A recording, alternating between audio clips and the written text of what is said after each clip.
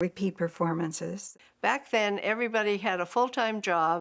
We used to go down there and volunteer 5 and 6 and 7 hours after our work week for the theater. We all loved it. We all had jobs on the side, and we would come down in the evening, and we'd rehearse, I think, 4 or 5 weeks at right here at the Alacama Theater, and then we'd take the rehearsal over to the Lobero Theater, and for a week we would rehearse at the Lobero Theater, and then we'd perform. If you think about it, community theater is a great asset to any community because people of all walks of life get to go up on stage. You can be a stage manager, you can do costumes, whatever your heart has always wanted, and you can do it and have fun at it. And I'm just thinking that one of the most unusual people I can think of for a community theater type project, George Casagnola, who at one time owned the Harbor Restaurant, owned the Wharf, one of the great Santa Barbara characters, was actually up on stage at the Alacama Theater. He was an Italian waiter in a play. And so that's what community theater is all about, giving everybody the chance to go up and play a part as a different person. You know, I heard about the hiring in L.A. I was in L.A. at the Cal State at the time. And I heard that they were looking for someone up here. And it turned out that they were, and I auditioned, or I guess you would say I submitted a resume, and they seemed to like it, and I got the job. When I came up, I remember that they brought me in front of this big table, huge table, with I thought everybody in the city of Santa Barbara in front of it. At least that's the way it appeared to me. There was presidents of colleges. There were a number of other people that demonstrated just how much the people of this community loved this theater and wanted it to develop into the thing that they could be truly proud of. Pope Freeman came to town. This was about the 1970, I think.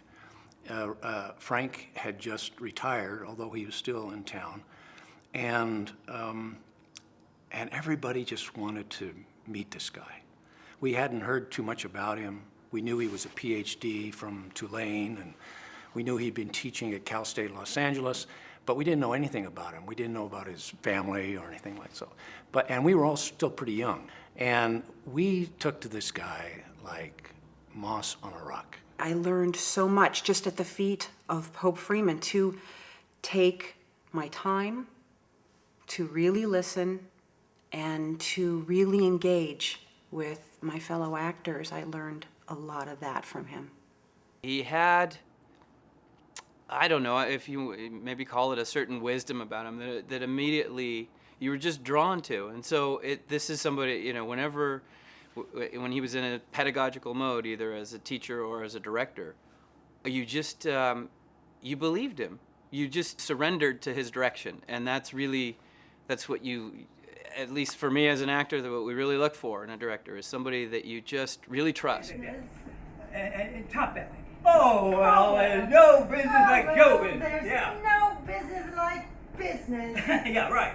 Literally, I would go to Pope's rehearsals and then watch carefully what he did, take notes, and then go back to La Colina Junior High the next day and do that with my rehearsal after school. And I read everything that I could find. I was just diligent about it because I was terrified.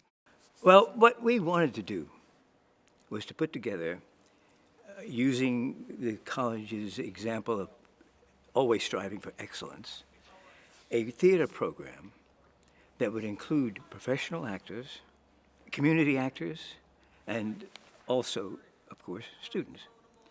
And this group would be our attempt for us to create and work on some of the finest plays in the history of American theater. In the late 70s, we were doing 4 shows a year at the Lobero. 2 shows in the Garvin during the school year, 2 in the studio theater during the school year, 3 in the Garvin during the summer in repertory.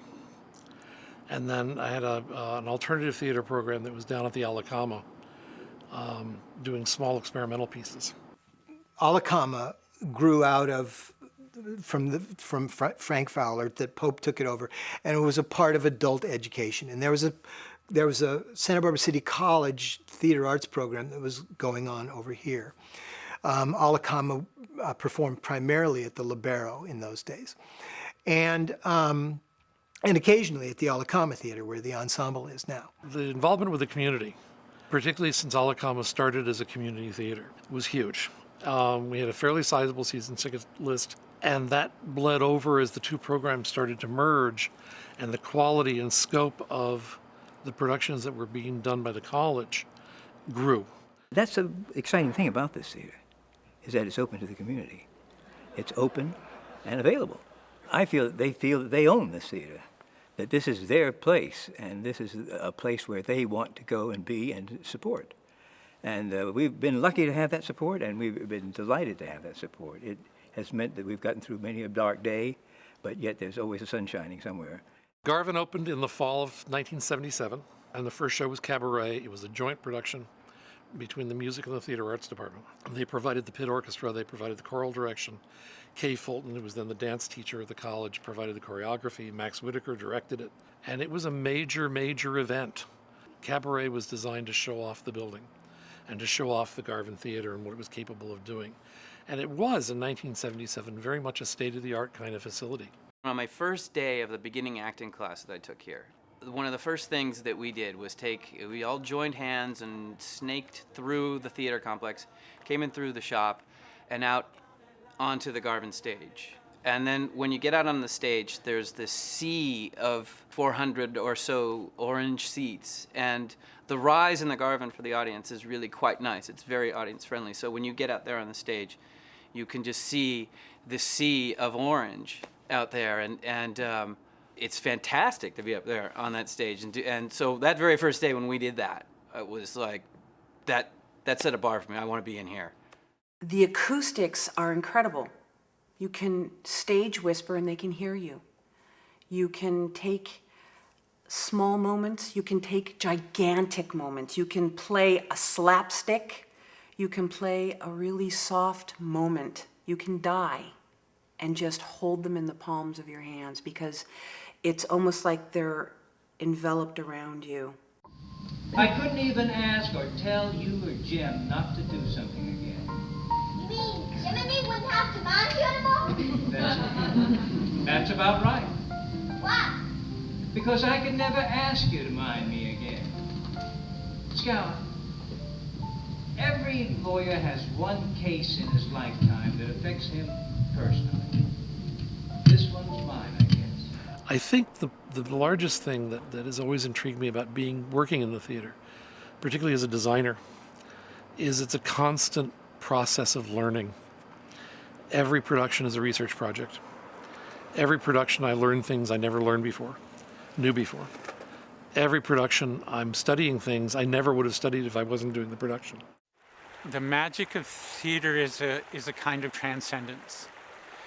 It's a craft, obviously. You have to stand in the right place, look in the right way, but it's doing so to have an affect, to make, to let, to encourage people to feel, to think about themselves, and to grow in spirit. It changes people's lives.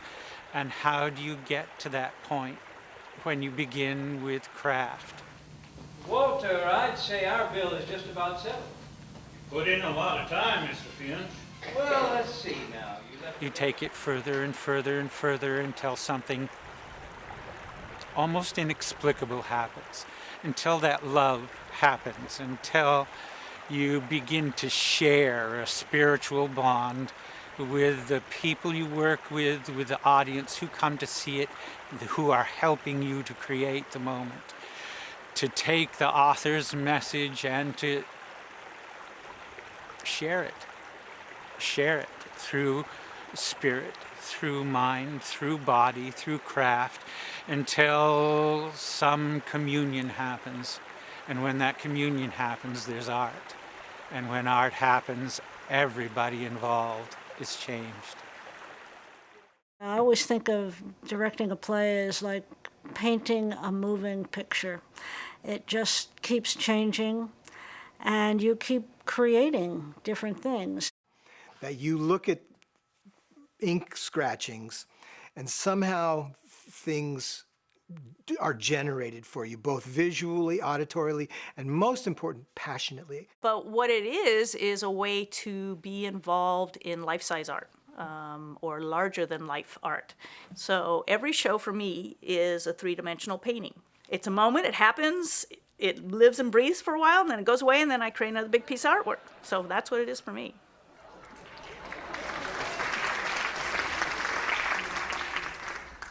Moments that audiences respond to start in the imagination of the writer. That page is then passed to a director who tries to create an environment in which that moment can find itself again.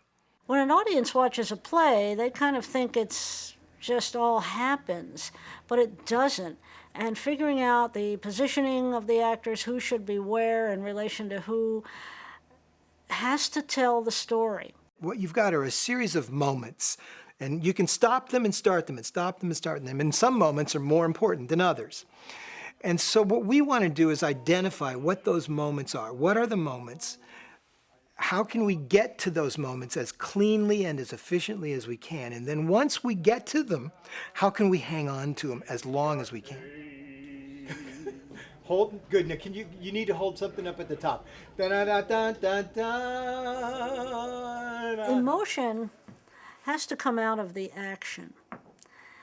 You can't just suddenly be sad or be angry. It has to come out of something. And it always comes out of action. So it is creating the correct action, the correct interactions between actors, the correct amount of time for something to occur. When an actor says, well, I'm crossing over here, I'm doing something, how do I feel? Well, that's the door opens and off you go and you talk about those things. And good actors will ask a lot of questions at that time. Once the show is on its feet, is what I call working rehearsals. And it's sort of where the director and the actor work side by side. They work together. And the idea is to get the actor off book, doing what it is that they're going to do. They become major contributors to the whole process. But they've got a whole bunch of mechanical things that they've got to learn in terms of lines, where they go, what they say, when they do it, how they feel, lots of things to get into their body. And so my job is to sort of help them do that. And that's when coaching comes along. And what coaching is when an actor struggles at trying to interpret something. And so the director acts as a support system and gives ideas. I use a lot of improvisational approaches to things to help get that moment. And when the two things come together, an actor goes, oh, great, I've got it. That's the moment I want. Thank you very, very much. If at the beginning it was I talk and you listen, now we end with you talk and I listen. And so now we're going to work in larger chunks and more pages at a time, and actors are going to try to find continuity. And rather than me jump in and help on little things, I stand back and I'll take notes, and I will, at the end of a section, I'll come back in and give notes, but on larger sections. Frequently in this section, as a director, I will also ask for help. So rather than say, here's what I think that you should do, I'll say, I'm not quite sure what it is. We're missing something right here, and here's what's going on, and we're missing something. And if you do it right, the actor goes, I got it. I'm on. And they go back, and they recognize, frequently they'll come up and say, well, I'm missing something right here. And then you work to figure it out.